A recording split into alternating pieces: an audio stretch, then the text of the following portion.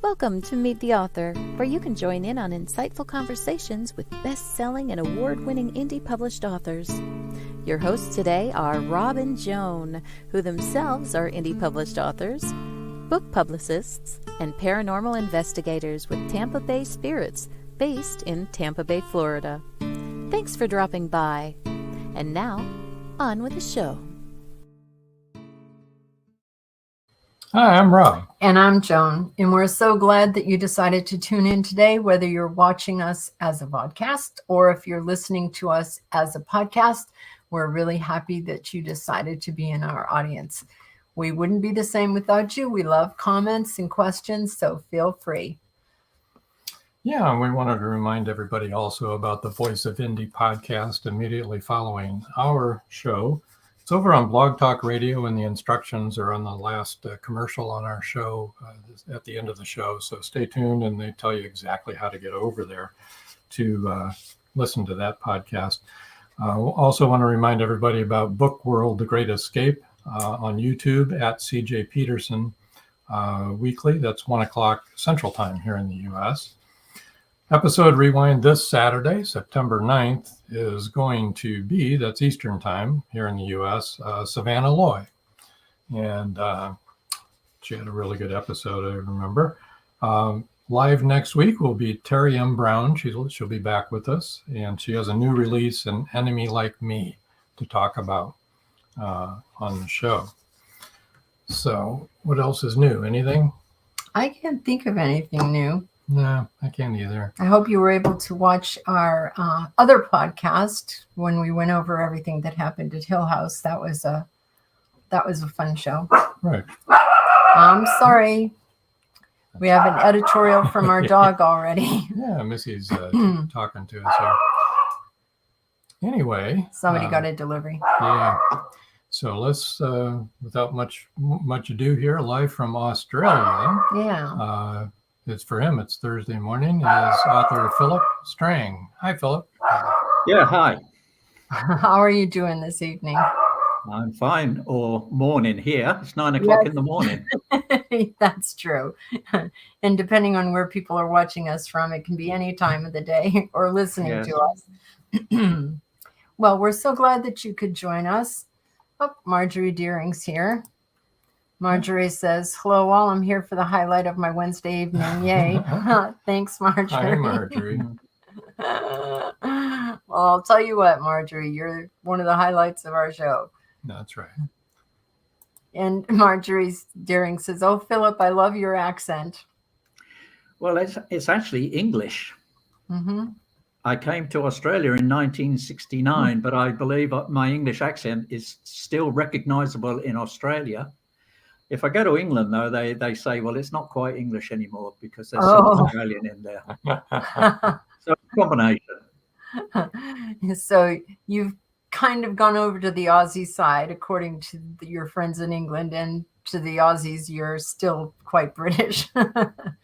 Oh, after COVID ended, and I went into a chemist and he thought I was a tourist. He said, how long have you been here? A couple of days.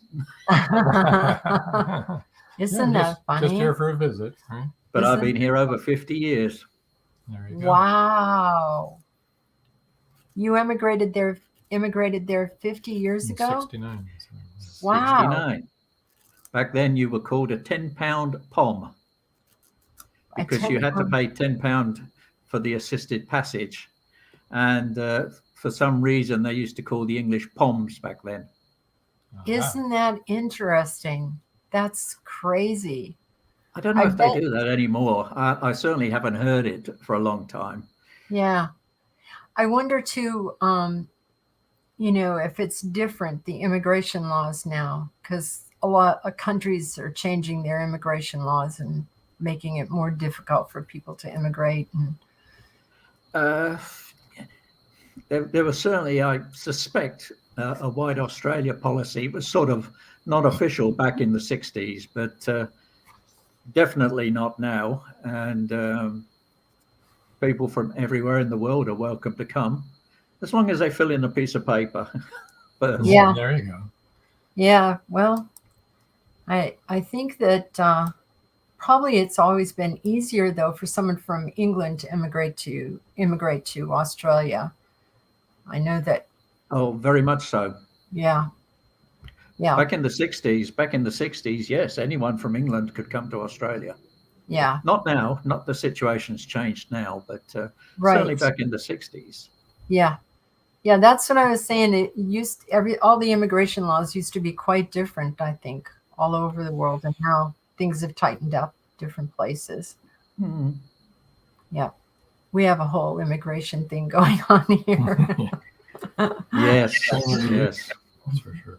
No, it's not like it used to be at all. So, but I guess I can understand that. Yeah. So for those that don't know, Phillip is the author of more than 35 books, murder mysteries and thrillers. Yes. And boy, what got you started heading in that direction? I suppose it was my wife and my daughter who said, well, you should sit down and write, because I'd traveled a lot. I'd been to a lot of, although we haven't mentioned it yet, but I mean, I spent about 20 years overseas building mobile phone networks, or the infrastructure, or cell phone networks, as you would know in America. And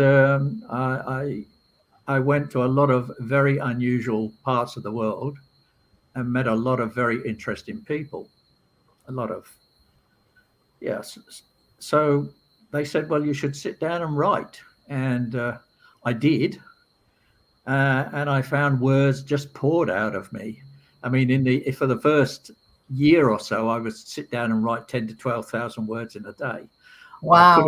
I couldn't do that now. I definitely couldn't do that now. But they just poured out of me, all these stories. But of course, it was just, at that point in time, it was just stories of places I'd been, characters I'd met, changed the names, changed some of the certain aspects. Yeah. Had you always? That's what got me started, and then I found that I could do it, and I enjoyed it. I mean, I think on reflection, I've got more satisfaction out of writing than any other venture in my life.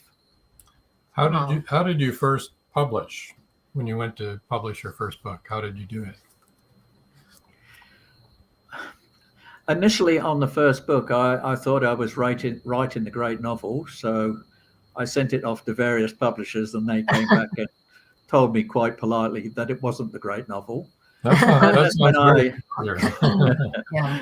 got on YouTube, and then I started researching, and eventually I self-published on Amazon. Okay. Yeah, that's the easy way to begin. Marjorie Deering says that's a deluge. And Marjorie knows because she's an author also. Yes. That is a deluge, right?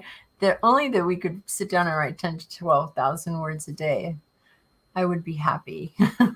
I wouldn't be able to do it now, because I'm a much more critical. At that point in time, I was just writing. Right. And I suspect of the 10 to 12,000 that I wrote, probably half of them ended up being deleted eventually, as I tried to put it into a story. Right. Yeah, that's the difficult part, isn't it? When we have to self-edit and go back. And I know we change things constantly. Don't like it when I reread it. But I mean, I'd been to so many interesting places. I mean, we lived in Pakistan for 3 years. I was in Afghanistan for a year with a private company. This was 2003. So it's not long after the Taliban were kicked out. And they were keeping a low profile at that time. It's strange, though, because of the Taliban and their strict adherence to law and order, you used to see quite a few guys with one hand, because that was what they did to a thief. And it was safe. It was safe because no one would indulge in crime at that point in time. Yeah, because they were terrified. And of course, if you've been to a place like that, and you've been to all of these major cities in Afghanistan and also Pakistan, you meet a lot of people. You see a lot of scenery, a lot of characters. I also was interested in the history, so there was plenty of material to write about. Yeah, especially seeing everything that you saw up close and personal. Oh, yes. Well, let me ask you a question that everyone usually wants to know. And if you are not familiar with these terms, let me know. Are you a pantser or a plotter? Pantser. Yeah, fly by the seat of your pants and just write, no outline. I tried in the early days to plot, but I found it didn't work for me. So basically, I just sit down, sometimes with an idea, sometimes not, and I just write forward, and I write from the beginning to the end. I don't write bits at the end or bits in the middle or any of that. I just write from the beginning to the end. I'm not sure it's the ideal way to do it, but it's the only way that works for me at this present time. I think that, I think everybody has to write the way that they need to write, and I don't think there's any right way or wrong way. I really don't. Right. I mean, there's Right. a lot of discussion about, first person, second person, third person, and, and what type of third person omniscient. And I think that, I think you need to write the way that you need to write and not worry about all that stuff. I know with crime thrillers that as I'm writing, I myself do not ultimately know who the culprit is, who's the murderer, until basically the last chapter, almost the last paragraph, because it's working to a culmination. So if no one's ever said it, but if they said I figured it out halfway through, they didn't, because I had no clue at this point in time. At that point in time. Wow, that's amazing. Now, has that been true with all of your books? Yes, I believe so. That is really amazing. Oh, you are a true pantser. Right. Yes, because as it's moving forward, you end up with 3 or 4 potential murderers, and everyone's got a story, or would have been glad if the person had died for one reason or the other. So I think the story just works through, and eventually people drop away because they obviously couldn't be the murderer. You might want them to be the murderer because they were a nasty piece of work, but that doesn't mean they're the murderer in the end. So it's going to be the last chapter or the last paragraph or so before I reach that point.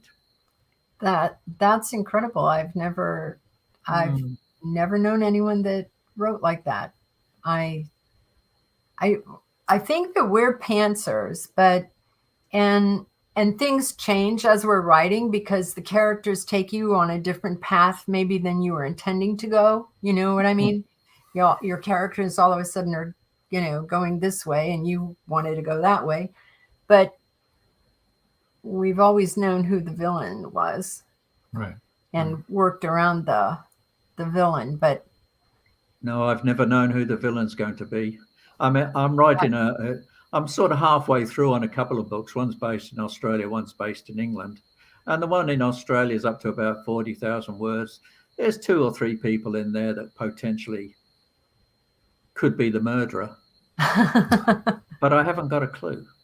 I haven't got a clue. It'll just work its way through. And they'll get to a point in time where I sort of find it's difficult to write on, and you just have to write through it and sort of clarify where it is. But I certainly haven't got a clue who is the murderer. Not a clue. That's really interesting. Now, which one of your series is that in that you're writing now? I'm writing the 3rd book on the series based in Sydney.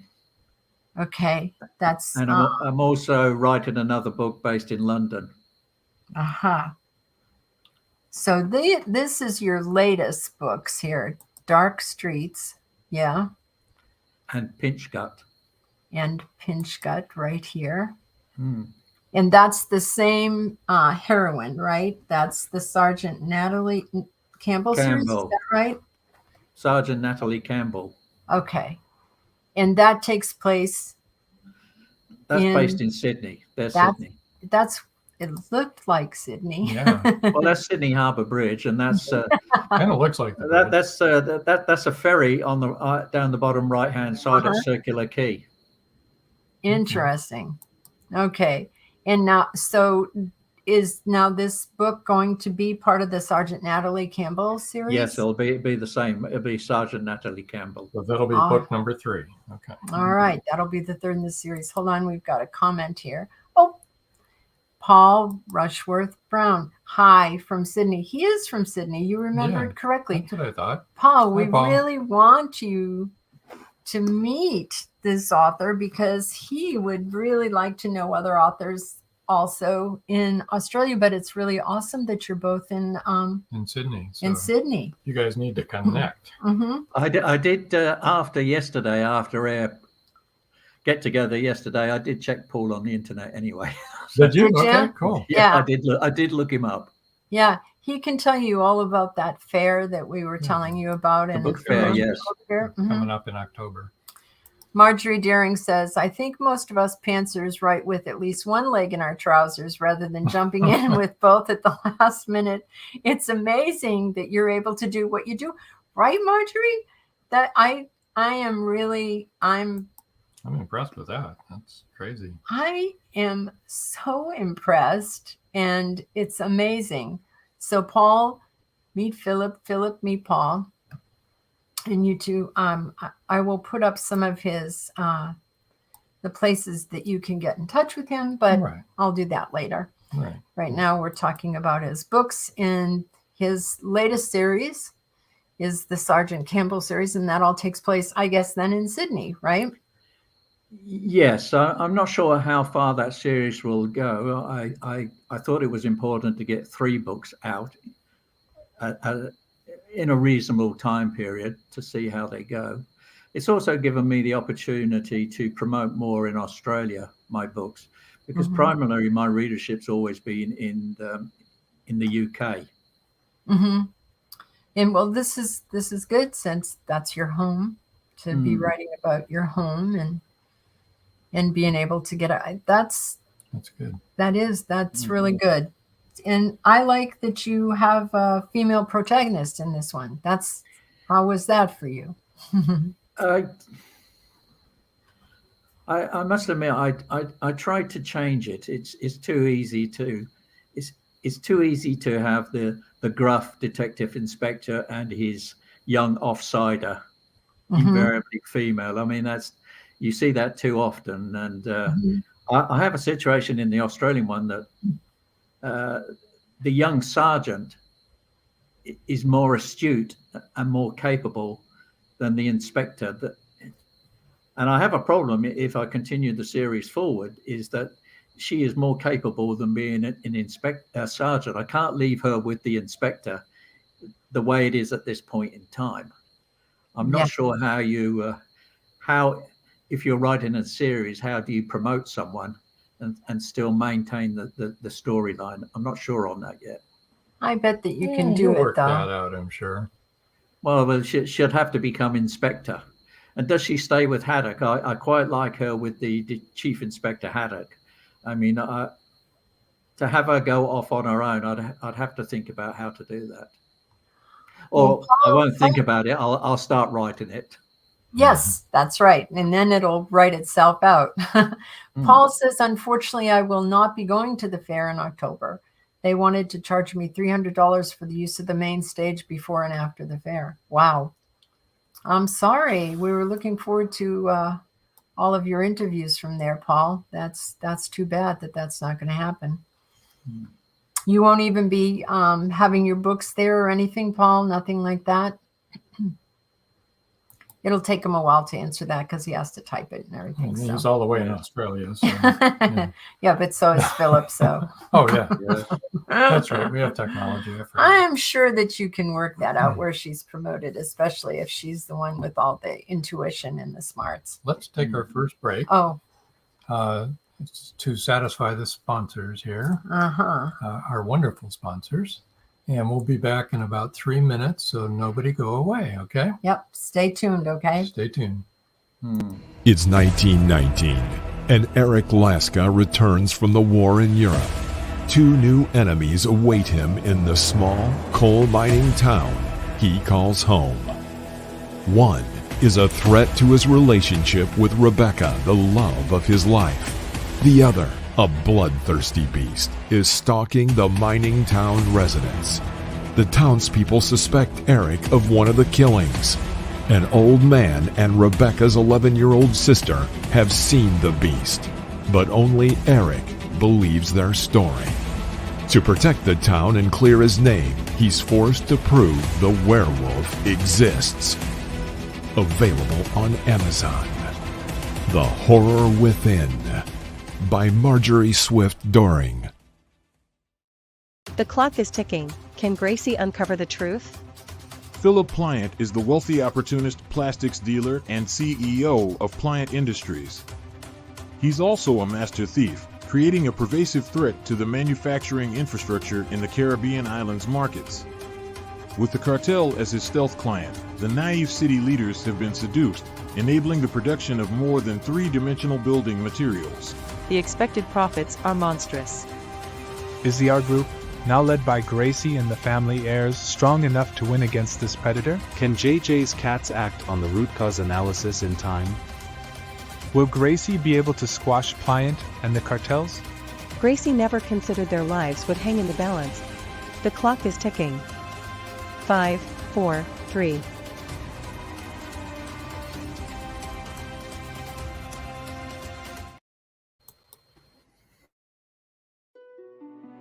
Paradise, my prison.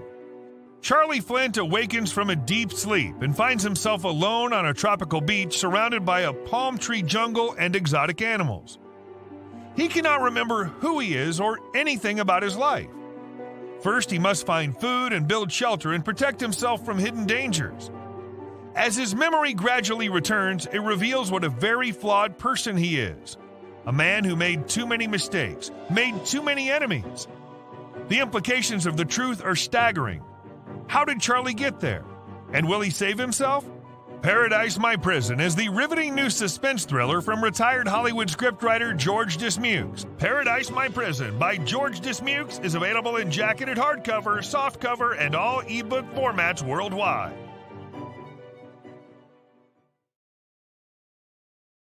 And we're back. Okay. Okay, so we talked about your latest series, which is Sergeant Natalie Campbell. And now you have a conundrum, how to make her a DI. Well, how to take the story forward, because she can't stay as a young sergeant to the current inspector indefinitely. Right. But let's see how it goes. I don't even think about moving it forward. I've not considered that at this point in time. I'm just wading through another story at the present moment, so got to get that out of the way first. You'll figure it out, I'm sure. You will. It'll have a way of writing itself, I think. Oh yes, I have to sit down. I think it's good that I do have the time and a quiet spot where I can sit down and write. But I find that writing, in the early days, writing came easy. Nowadays, I need to sit down and focus on it. And I'm probably, if I can get 2,000 to 3,000 words out in a day, that's about it, I think. That's still good. That's real good. That's very good. Oh, yes. Keep up that pace. And you'll still enjoy it. Do what you can enjoy. We co-authors, so there's a lot of talking and rewriting that goes on as we write. Well, also as a self-published author, you have to understand, and it's unfortunate that to maintain momentum, if you're self-publishing on Amazon, for instance, that you really have to put a book out every 3 months if you want to maintain decent rankings, because you'll soon drop off because you're an unknown quantity. You'll soon be forgotten. So, so I try to adhere to it. I don't always succeed because it's. I found it tougher during COVID than I do now to write. I think, don't you think, though, that was a very stressful time for everybody? I mean, when we were all quarantined and, you couldn't go anywhere or do anything. And That was difficult. It was very stressful. It was a strange time. It was, and I think it's really left a mark on people. I really do. Yes, it's changed. It's one of those defining moments that has affected society. It definitely, Society has changed since. Globally. You are absolutely right. Yes. So Paul says, unfortunately, we couldn't negotiate, even though I didn't charge authors. Plus, I could only do interviews before and after the fair opens and closes. However, I'm looking at other options for you guys. A friend of mine works for the ABC. I'll keep you updates. That's okay, Paul. We feel bad for you. We're fine over here, but I'm sorry that you weren't able to do that. I know you were looking forward to it. Can I say that I'd like to meet up with Paul sometime if he's in Sydney? I should say that I'm in Edgecliff near Double Bay, so he'll probably know where that is. Oh, okay. No doubt about that. Yeah, well, actually, right now, before we finish talking about your books, let me let people know where they can find you.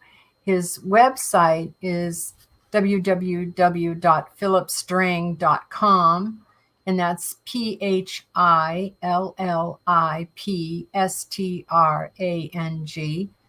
All right, that's his website. And I assume, Philip, that all of your books can be found on your website? All my books are there, yes.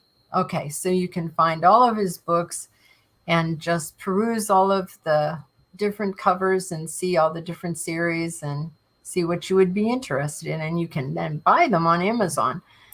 Facebook is Phillip Strang Writer, and that's WRITER, that kind of writer.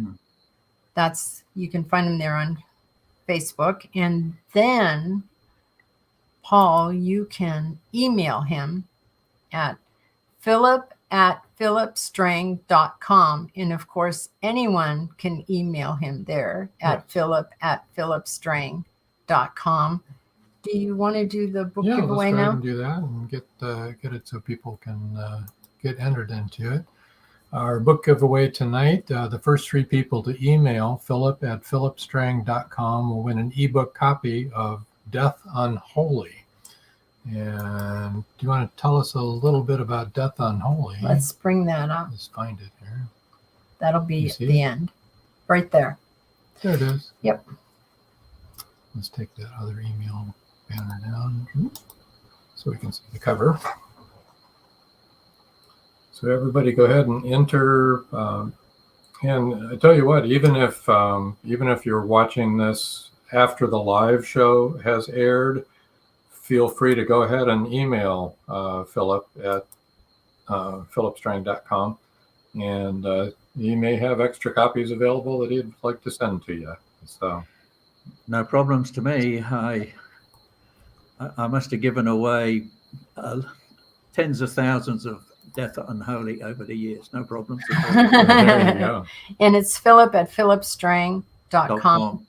Yep. So, Paul, if you could email him there and introduce yourself to him, and then maybe you guys can get together and meet and help each other out. Whoops, sorry. Yes. Well, let's go back to your series. Can you give us a little overview of the Tremaine series? I was writing about DCI Isaac Cook, which is based in London. He's a DCI Isaac Cook in London. He's the son of Jamaican immigrants. The reason I chose that was because I worked in Jamaica for a year. My wife and myself were in Jamaica for a year. So that gave me the idea for Jamaica. Actually, the character is based on someone I met in Africa. He's actually Senegalese, and he's certainly not Jamaican. And but the character was there, tall, urbane, dark, handsome guy, always wore a suit. Tremaine is based in Salisbury. And the reason I chose Salisbury is because I grew up in Salisbury. Or at least when I say I grew up in Salisbury, I lived there from about the age of 9 up until 21 when I came to Australia. So it's where I went to school, Salisbury. And Salisbury, for those who know of Salisbury, who've been there, it's got a lot of history, a lot of old history there, a lot of interesting places. And Death Unholy, I came up with the concept and of a desolate village down the end of a lane, which a couple of 100 years ago would have been isolated from the world, but now is accessible. And then I'm not even sure I went to the village. It's near Salisbury. You get on Google Street View and you can drive through, and you can drive up every little alley and laneway or whatever else. You can see the church and whatever. That was my first book in the series. I tried to make it a little obscure, sort of things that go bump in the night but don't really go bump in the night. Trying to get the atmosphere of a lonely village in the countryside in England in winter, hardly anyone around. These places lend themselves for thinking of doom and gloom, and I thought it turned out okay. And then I subsequently wrote another 9 books in the Tremaine series.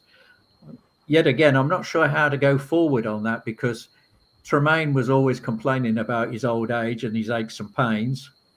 And Claire Yarwood, his offsider, yet again, the young female offsider. I mean, she can't stay as a sergeant, and she's just had a child. So that's going to make a different dynamics to it. I'm not sure I want to go into a prequel or whatever, what happened before they met up or so on. But I like the characters and I like the story. And people have asked me before, because the inspector's sort of taciturn type of guy. And they say, well, who's he based on? I would say he's based on me, basically. Although I don't drink and I don't smoke and I don't swear and I don't complain about aches and pains, but I think there's a lot of similarities there.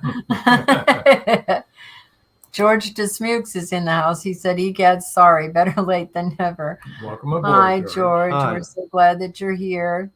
This is Philip.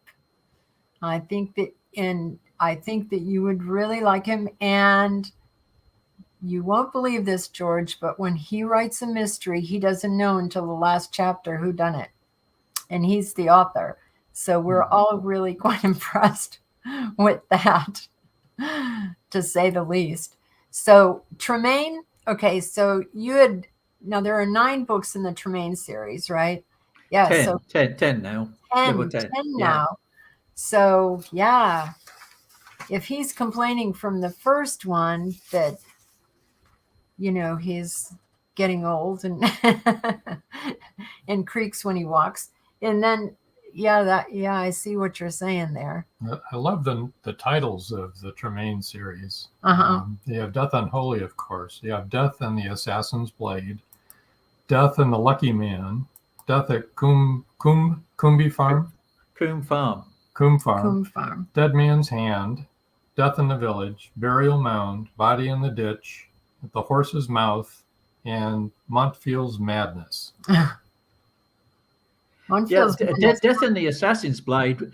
The idea for that came from, if you're in Salisbury, outside of Salisbury, there's a place called Old Sarum. That's not actually Old Sarum. That's a place called Corf's Castle in Dorset.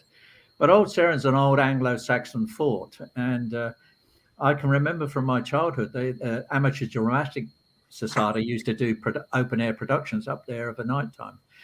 So they were doing a production of Julius Caesar, and so you have the scene where the conspirators all get together and put a dagger into Julius Caesar, except one of them wasn't a plastic retractable blade. One was an actual blade. And of course, the question is who changed it and who dealt the blow that killed the guy who was playing Julius Caesar. Tu Brute. Death on the Lucky Farm, The Lucky Man, was about a guy who won the lottery, a most undeserving character who went crazy with the money and ultimately ended up being killed as a result of it. And, yikes. Okay, And strange, Death at Coombe Farm.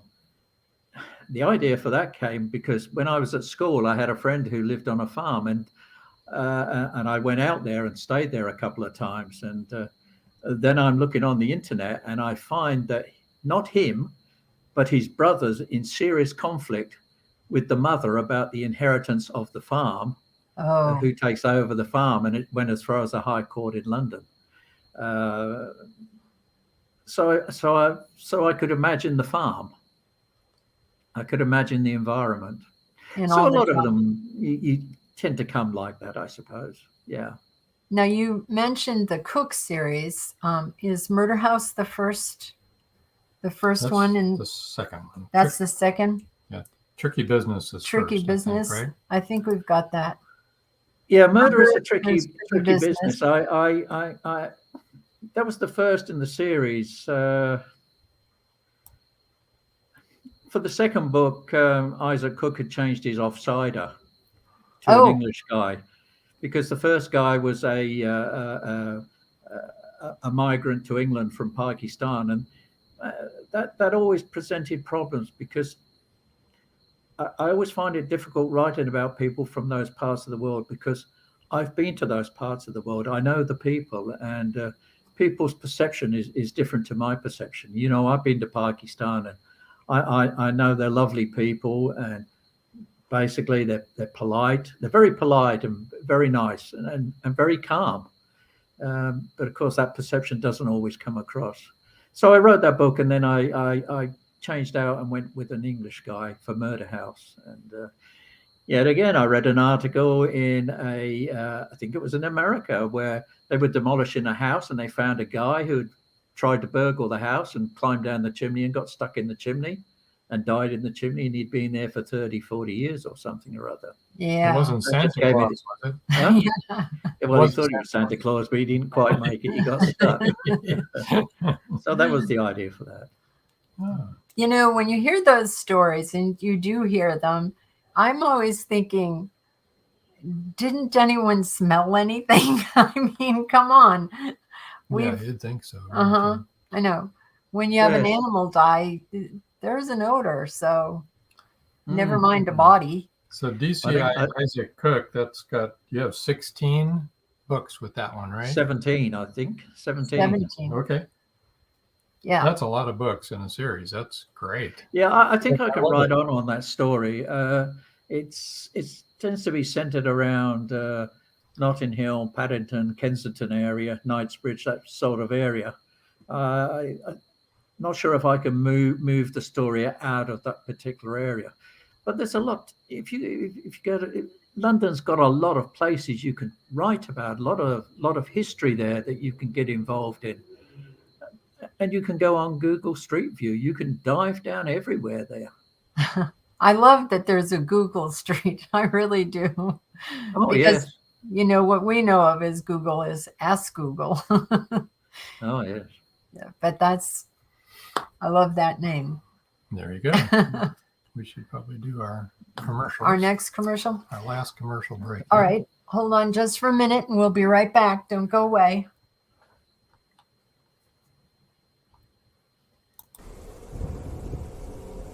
Many secrets are hidden within the darkness of the jungle. Behold, this one about a man, a woman, a black jaguar, and an ancient Maya legend. Two Faces of the Jaguar is a novel by George Dismukes that will take you deep into the jungle and capture your imagination until the last word. Two Faces of the Jaguar is book one of a trilogy. Two Faces of the Jaguar, where only the adventurous dare to read. Two Faces of the Jaguar, The Lost City, and The Jaguar's Quest are available on Amazon.com, Barnes & Noble, and many other bookseller websites. Two Faces of the Jaguar, the book people are talking about. Get your copy today.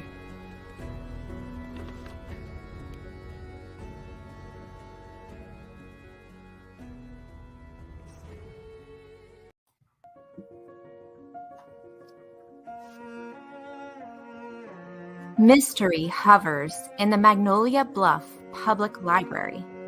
It has nothing to do with the hundreds of suspense novels on its shelves. Caroline McCluskey is the librarian. She finds a crimson hat and a black and white poodle puppy. They belong to Esther Williams. Esther is missing. The police can't find her. Neither can the FBI. Esther's only hope is a ring of 3 women investigators who form the Round Table. The Round Table has already solved one mystery in town, but this time, a woman's life is at stake. The Doggone Diamond Dilemma is now available on Amazon. Madison Jackson loved being a cop.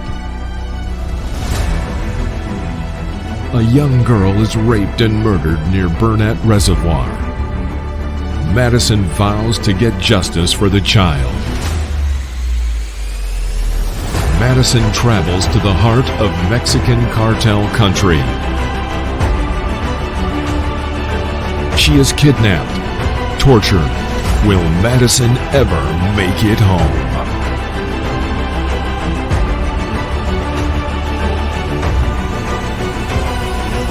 Justice by Kelly Marshall, only at Amazon.com. And we're back. So one of your first books were the case series, right? Yeah, the Haberman virus. Yeah, that's an intense book. Is that the first one? Yes, yeah, that's the first one. Okay, of the case series. It's a terrorist series, right? Yes, it was my early days of writing a book, and I got quite a number of comments from various people saying I shouldn't write things like that. I shouldn't give people ideas. And another one said, well, it could. Another one said, I'm a scientist. It couldn't happen. Well, it could happen. And basically, because I read an article somewhere that CSIRO, which is the research organization in Australia, they were looking into dealing with the mouse plague. Occasionally, they get a lot of a mouse plague in the countryside here. And what they were going to do is they were going to genetically engineer and introduce mousepox into the population with a genetically engineered protein, which is in the body, which is called IL-4, and it's genetic.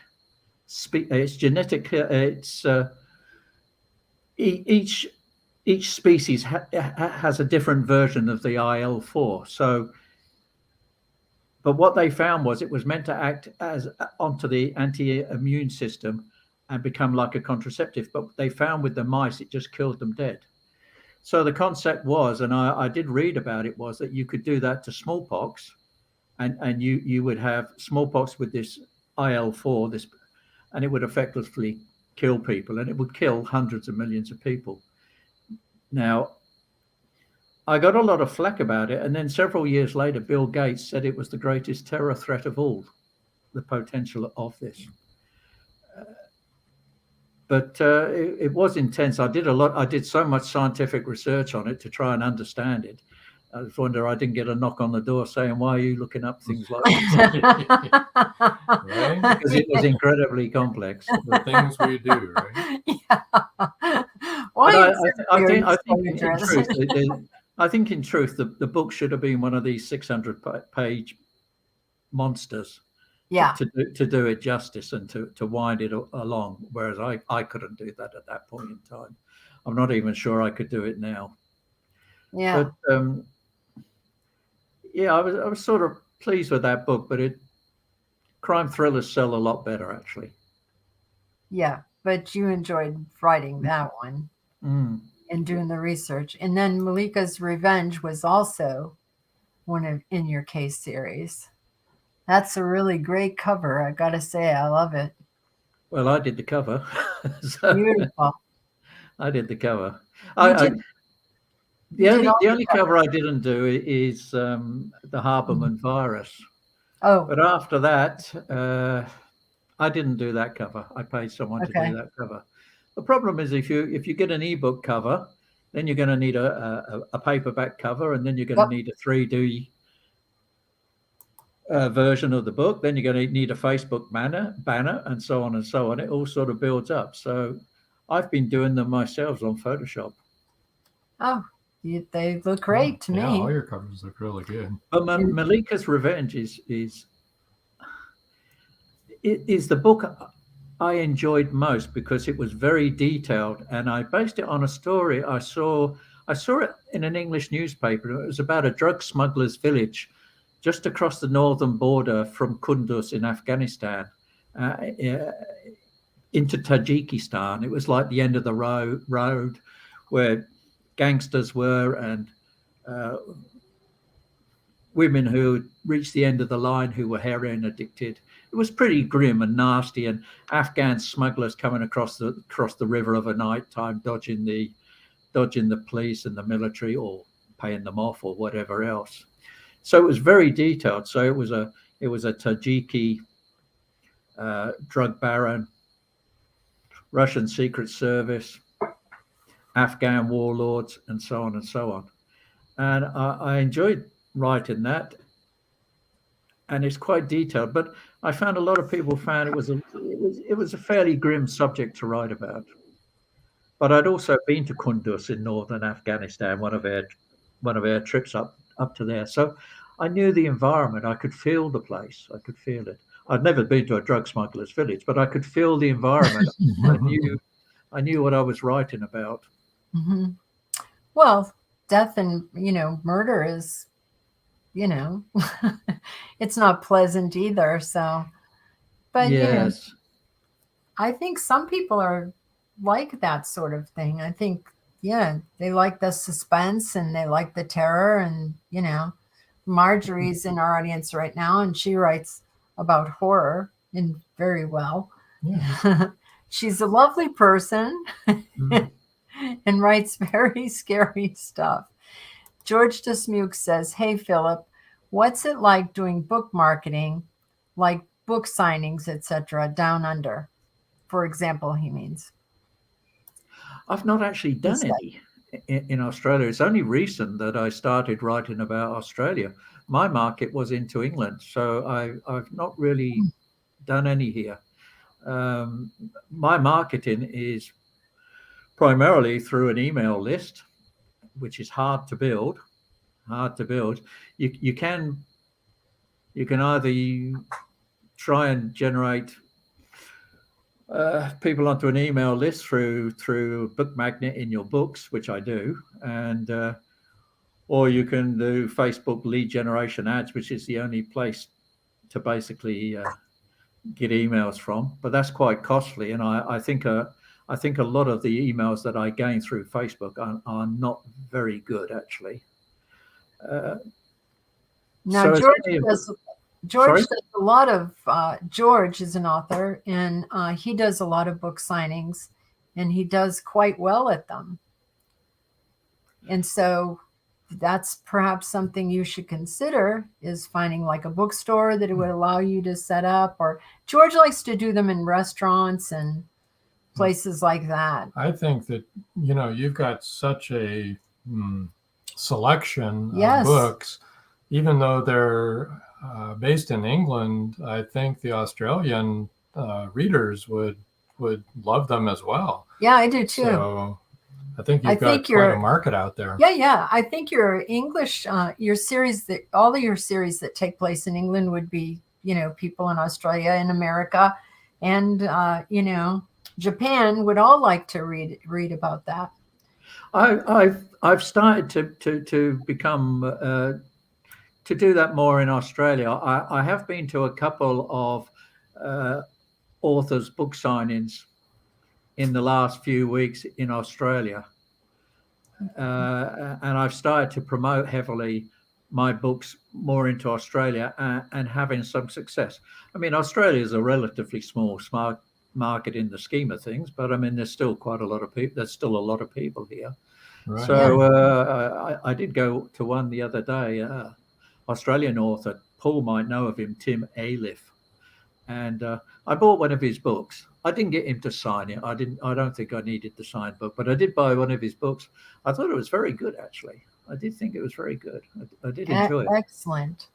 Well, So, George just said his books are based in Central America, and it really doesn't matter. The story is what matters. yes. And I think people like reading about different countries too.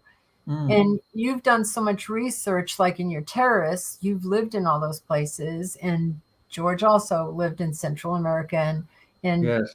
and so he knows that. Well, that And really so then speaks when to the you people who read, write yeah. that, yes, that comes across in your work.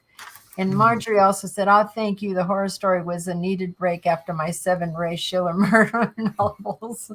I told someone it was like rotating my tires, not fun, but necessary." There you go. There you go. Oh my goodness. That's really Yes, funny, Marjorie. I could enjoy writing some more different genres. Yes, Montfield's Madness, which was the last of the Tremaine series, was slightly different. I wrote a book called Verrill's Nightmare, which had a touch of the occult in it, and I enjoyed writing that. But if you've built up a market in writing crime thrillers, then you need to build a market in the other genres as well. And I thought I've tried several times, and I really want to do it. I really want to get Malika's Revenge to go, because I think the depth of that book is interesting. I prefer that. It's not everyone's cup of tea, because it dives into some people in pretty bad situations, so I didn't want to. Not everyone goes for it, but Malika's Revenge is the book I'm possibly most proud of. That's good. Now, Paul Rushworth Brown says, "I market my novels and other coins like India and the UK, where they're really popular." And we told you his books are all historical novels and very. Yes, I did say that. Very so Paul would know the significance of the second title of my Australian series, Pinch Gut. He would know the significance of that title. All right. What is the significance? Because I don't have a clue. Pinch Gut. Okay. That is actually a Fort Denison, which is in Sydney Harbour. It's not far from Circular Quay and the Opera House and the Harbour Bridge.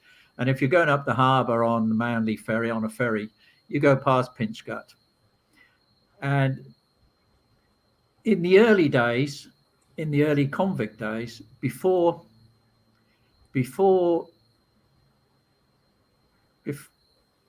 trying to think back to what the story now.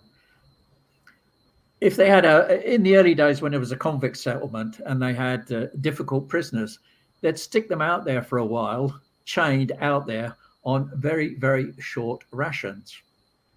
So when they came back, people would say they had a pinched gut. Oh. They didn't actually go pinch their gut. Because they literally, their punishment was to be stuck on the island in all the elements and starved. There was no fort there at that point in time. Wow. That's interesting. Unfortunately, and the only damage that happened to Fort Denison or Pinch Gut, it never fired a shot in anger. It was never used for that purpose. And the only damage incurred to it was from an American Navy cruiser during the Second World War. Whoops, sorry about that. No, there was a Japanese subs, miniature subs, mini subs came in to try and attack the naval base in Garden Island, and the Navy cruiser fired at the submarines and hit the side of the tower at Pinch Gut. Okay, well, I'm not sorry then, because we were trying to say it was an accident. Okay. Yeah, there you go. Sorry about that. It was an accident, but George Dismuke says Captain Bligh was sent to run that prison for a while. Perfect match at Pidgegut. And they had a mutiny as well with Captain Bligh here as well. They had trouble with Captain Bligh. That's correct. Paul Rushworth Brown said, Philip, contact my PA Haley and we can organize another interview. HaleyBrownPA@gmail.com. I'll have to write that down. Haley Brown. Yeah. Excuse me. Sorry. I have to write that down. That's okay. Haley Brown PA@gmail.com. At gmail.com. I have to be careful. All right, it's Haley. I hardly ever write. My writing's terrible now. Oh, so is mine. Haley is HAYLEYBROWNPA@gmail.com. You got it? Yeah, I've got it. Awesome. Let us know if you have trouble and we can help. Yeah, sure. We can make sure you guys get to chat with each other. That'd be good. Yes. George, you know so much about so many different places. Captain Bligh was sent to run that prison for a while. Perfect match. That's fascinating. Maybe George was Captain Bligh. No. Oh, no. Stop. All right. So George says, I don't think Bligh ever read How to Win Friends and Influence People. I think you're 100% right about that. I do think that he's right about that. Oh dear. Well, this has been an interesting hour. One thing I really like is that you have so many in each series. I like it when I find an author that I like sticking with it, and the more they have, the better. You know what I'm saying? So, like for the Isaac Cook, you've got 16, 17 books there, which is plenty of reading for people to enjoy. I've certainly had people who've read all of them. Yes. Oh yeah. You know what it's like. When your favorite author quits writing your favorite series, you feel bereft. Yeah. I mean, it's. I actually sold 20 of the series to an American company, the audio rights of 20 of the murder series. I've listened to so little of them because I hear the characters in my head, but when I hear someone else speak it just doesn't ring true for me. So George says, I love your accent, Philip. It's British, even though he's lived in Australia for 50 years. You wouldn't believe I can't stand hearing the recording of it. Uh-huh. Yes. Oh. I do believe that, actually. Yes. Yeah, it's still very strong English, even after 53 years in Australia. That is a long time to be living in Australia. Maybe that means you don't get out much. No. I worked a lot with the English when I was working on overseas, building these phone networks around the world. I was just kidding.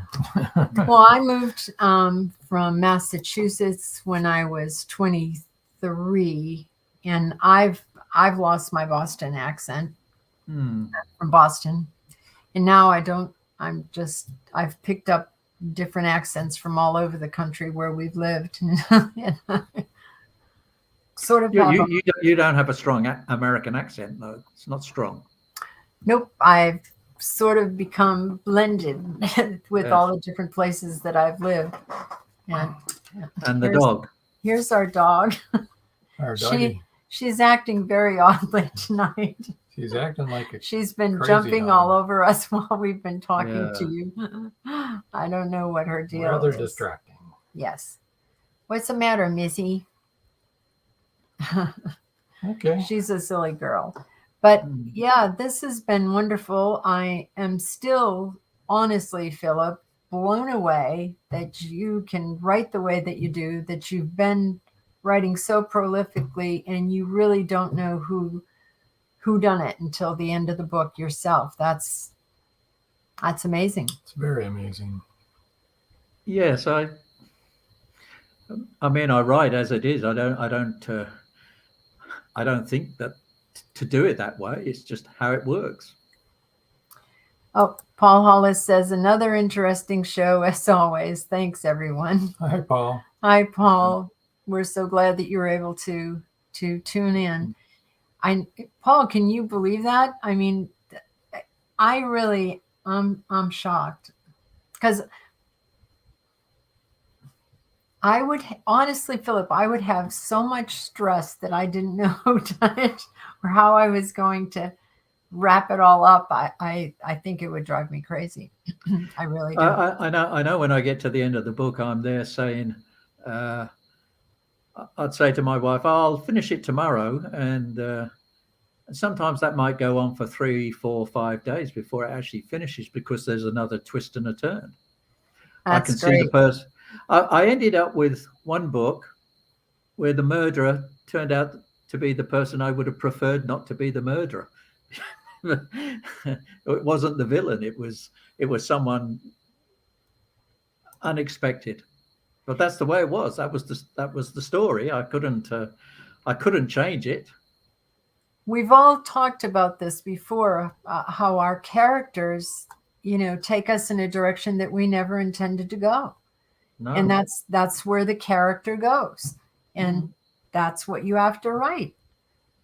If you try to write it a different way, it won't happen. You can't write that. No. Like you said, you didn't want that person to be the murderer, and they were like, well, I'm the murderer, so live with it. Well, I think the person who I wanted to be, or who I thought was the murderer, I mean, obviously by the last chapter or the last few paragraphs, I'm getting an inkling of who it should be. And then it became clear that the person who I thought it was going to be could not be the murderer. I can't remember why. Wrong place. They weren't in the right place at the right time, or there was a clue that didn't match up, or whatever. I don't know. I can't remember that much now. But I tend not to remember too much about all of the books. I can remember an overview of each story, but I can't remember all of the details. Yeah, it's that many books. I can understand. George Dismuke says, Paradise, my prison ending surprised the devil out of me. I had no idea. Yeah, so that's how it is. Yep. That was a good ending too, George. It was shocking. Yeah, sure. And surprising. Well, put you down there. I want to thank you for joining us. This has been very wonderful getting to meet you and hear about your work. Yes. And if you want to just stay on even after the show ends, then Paul Hollis says, PMP, Prison My Paradise. Paradise My Prison. Great book. Yeah. And we remember when George was first writing it, and he would send us chapters and ask us what we thought. And we said, you got to finish the book because we really need to know what's going on here. We need to know the end. Anyway, stay on and we can give you Paul's email and stay stuff. on until we come. Okay, all right, I will do. Okay. Wait until we come back to you. Okay, you'll be up here on the screen. The show I'll just stay here. Okay. Okay. I'm going to move you over. Hold on. Okay. Hope that wasn't too tough. No, I'm just a small picture now. Okay. There you go. Just of your just George, a fraction of your former George self. says, sorry I was late. Great getting to meet you, Philip. Thank you, George. I want to remind everybody about the Voice of Indie podcast, Blog Talk Radio. Right after this show, the instructions will be on shortly. How to get over there. Episode rewind this Saturday, September 9th, right here where you're watching right now, 5:30 p.m. Eastern Time. Savannah Loy is the guest on that rewind. Next week live will be Terry M. Brown again with her new release, An Enemy Like Me. So you don't want to miss that. And I don't know what else you've got to talk about, but I think I'm all talked out. You're all talked out? I am. Whoa, I didn't know that was possible, but okay. Very funny. All right, so until next time. That's all, folks. That's all, folks. Bye.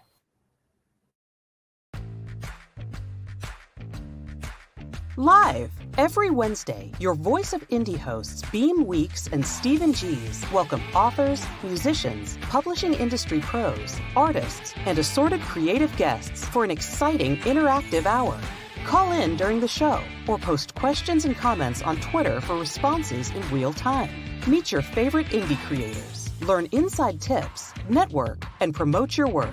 The link for each week's show is pinned on Twitter atop @VoiceOfIndie. And you can receive the link every Wednesday morning in your inbox by subscribing to our newsletter at freshinkgroup.com. Check out Voice of Indie every Wednesday on Blog Talk Radio and catch hundreds of episodes archived everywhere from our websites to our YouTube channel and Spotify.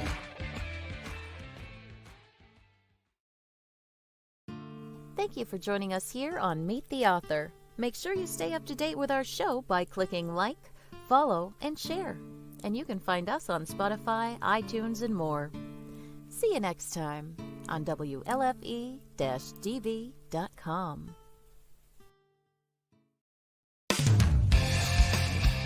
You've been listening to WLFE-DB.com.